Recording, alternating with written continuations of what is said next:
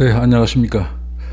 오늘 드릴 말씀은 면책과 교통사고, 소제목으로는 왜 까다롭게 따지나. 이제 한편으로 보면 쉬울 수도 있지만 한편으로 보면 굉장히 어렵습니다. 이 부분이. 일단 쉬운 부분부터 이제 먼저 말씀을 드려보면, 이제 면책은 이제 책임보험과 종합보험으로 우선 나눠지고요. 책임보험에서는 이제 보험 계약자 또는 피보험자의 고의로 인한 사고 이렇게 돼 있고요. 이제 대인에 들어가면은 대인은 이제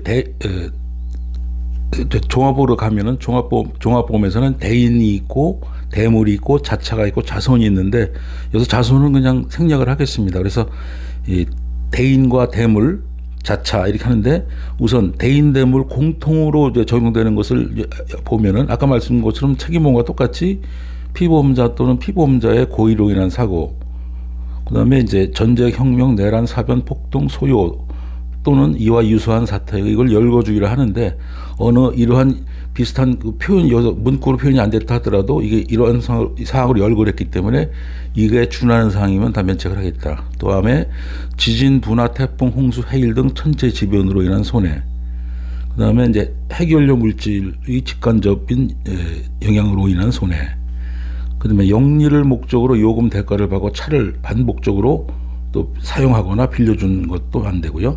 당연히 이제 무면허 운전도 공통적으로 안 되는 거고, 이제 피보험 자동차를 시험용, 경기용, 도로주행 시험용 도로 사용해서 생긴 손해, 이것도 이제 공통적으로 이제 배상 면책이 된다 이렇게 하게 되어 있습니다. 그럼 여기서 이제 대물에서는 단독적으로 이제 어떤 부분을 또 면책을 추가로 지정을 하느냐면, 피보험자하고 직계존비속이 소유 사용 관리하던 재물의 손해, 그러니까 내 물건이 망가진 것은 보상하지 않는다.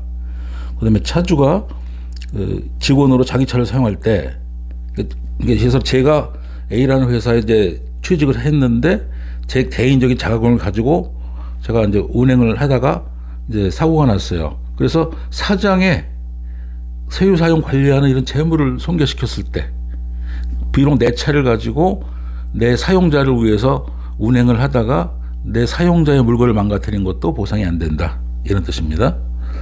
그다음에 내 차에 실린 이제 운송적인 물건의 손해, 내가 화물차인데 내가 이제 화물차를 종합보험을 업무용 자동차 보험을 들어서 내 업무용 우리 회사에 만든 물건을 싣고 가다가 사고가 났다, 이거는 이제 해당이 안 된다, 이런 뜻입니다. 그다음에 이제 다른 사람의 이제 서화, 골동품, 조각물, 뭐 미술품 이런 것들 그다음에 탑승자의 뭐 의류라든가 휴대폰 이런 것들도 이제 보상이 안 된다. 그래서 서화, 골동품, 조각 이런 것들은 이제 이 가격을 매길 때 주관적으로 남의 물건이라도 이거는 자기 개인적인 소장 가치에 의해서 모이는 물건까지 값어치를 계산할 수 없기 때문에 아예 약관에서 빼버린 것이고요. 근데 탑승자의 의류, 휴대품은 이제 이걸 모랄의 오염이 있기 때문에 내 탑승자를 했다가 내 옷이 찢어지고 휴대폰이 망가졌다 그러면은 이것도 이제 제외를 시키는 것이고요. 근데 이제 탑승자, 동행인의 이제 소지품 분실 도난도 해결이 안 되죠. 이것도 모랄의 오염이 발생하기 때문에. 그런데 이제 훼손된 소지품은 확인이 되는 물건에 대해서는 1인당 한도를 정해서 보상을 하고 있습니다. 뭐 한 200만 원 정도 되는 걸로 알고 있는데, 근데 자동차를 공사 수행에 사용하고 있다가, 예를 들어서 공사장에 내 트럭을 가지고 들어가서 내 1톤 봉고 트럭을 가지고 공사장에 사용을 했습니다. 그러다가 공사장은 원래 좀 이렇게 위험이 많이 노출되어 있잖아요. 뭐 지하 케이블이라든가 지하 시설물을 뭐 손괴시킨다든가 이런 것도 이제 보상을 해줄 수 없다, 이렇게 약관에서 이제 정해놓은 것입니다. 그 다음에 이제 내 차에 망가진 손해에 대한 이제 이 손해에 대해서는 어떤 것은 면책을 하겠다. 차 내에 생긴 이제 마멸, 부식, 녹, 자연 소모, 뭐 배터리라든가 이런 것들도 있을 수가 있고, 이런 거는 이제 자연적으로 발생하는 손해이기 때문에 사고로 인한 것이 아니니까 안 해주는 거고, 또한 차의 일부 부분품의 도난이 있습니다. 뭐 일부 부분품, 부속품, 뭐 부습기 장치 이런 건데, 이게 단독으로 차가 없어지면서 같이 없어진 거는 도난으로 보험이 되지만, 이거 단독으로 없어진 거는 모랄의 오염이 발생하기 때문에 이것도 빼놓은 것이고요. 그다음에 이제 뭐 동파 사고라든가 전기적 손해라든가 뭐 기계적 손해 이런 것들, 그러니까 고장이 난 거는 안 내주겠다, 이런 것이고요. 그다음에 이제 시험용 경기용으로 사용 중에 생긴 손해. 내 차를 갖다가 자차라도 정상적인 운행이 아니고 이걸 경기용으로 썼다. 그럼 당연히 안 해준다. 이런 얘기입니다. 근데 차를 이제 운송 또는 싣고 내릴 때 생긴 손해. 내 차를 갖다가 이제 견인을 한다거나 또 싣고 내릴 때 생긴 손해라든가 이런 것들은 이제 보상을 해주지 않는다. 이렇게 이제 결정을 해서 아까 말씀드린 대로 이제 대인, 대물, 자차, 자손은 제가 이제 제외를 시켰고요. 여기서 좀 이제 왜 이렇게 까다롭게 따지는지 부분에 대한 것을 예를 들어보고서 말씀을 한번 드려보면은 이런 예를 한번 들어볼게요. 자, 이제 잘 들으시면은 도로를 달리는 1차량과 2차량이 서로 시비가 붙어 싸움이 붙었어요. 서로 막 이제 2차선, 3차선에서 막 서로 밀어붙이고 막 이놈이 밀고 저놈이 밀고 싸움을 하는 경우 있지 않습니까? 서로 화가 나가지고 이러다가 상방에 이제 그건 이제 뭐 싸움을 하려고 이제 고의죠. 내가 못 보고 확 한 사람이 끼어드는 것도 아니고 그래서 5대5로 이제 사고가 났다고 이제 가정을 했을 때 시계에서 쌍방이 고의로 5대5로 사고가 났다.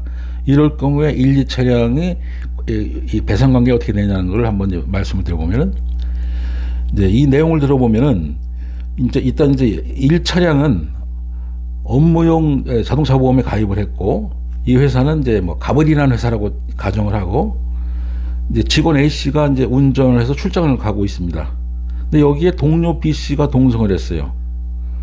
그런데 이제 멀리 출장을 가다 보니까 같은 방향이니까 이제 A의 배우자인 C 씨가 동승을 하게 됐고, 이제 운행을 해서 가다가 우연히 이제 이거는 가정이니까 A, B 직원인 A와 동료 B의 아들이 동일 방향으로 가는 중이라 또 동승을 시켜줬어요. 이건 아주 가정입니다. 극단적인 가정. 그다음에 2번 차량은 이 차량은 개인용 자동차 보험에 이제 가입을 해서 차주 겸 운전자인 이 씨가 이제 운전을 하고 합니다. 그래서 아까 말씀드린 대로 1차량과 2차량이 이제 싸움이 붙어가지고 서로 그냥 차선끼리 서로 밀어붙이고 하다 고의로 밀어붙인 거죠. 5대5로 사고가 났어요. 이럴 경우에 양 차량이 모두 파손되고 A, B, 뭐 D, 뭐 E도 부상을 하고 양쪽 탑승자 전원이 다 부상을 하고 A의 탑승자 배우자인 C는 사망을 했다고 쳤을 때 이 보상 관계가 어떻게 되느냐, 이렇게 이제 복잡한 문제가 나오기 때문에 여기서 그래서 왜 이렇게 까다롭게 따지냐 하는 부분에 대한 설명이 이렇게 되겠습니다. 너무 복잡하셨죠? 뭐 약간 이런 것이 있다는 거 한번 재미로 한번 들어보시고 지나가시면 이런 것이 어디 있다고 시면 나중에 와서 또 필요할 때 한번 들어보시면 되니까 이런 정도 말씀을 드리고요. 오늘 여기까지 말씀드리겠습니다. 감사합니다.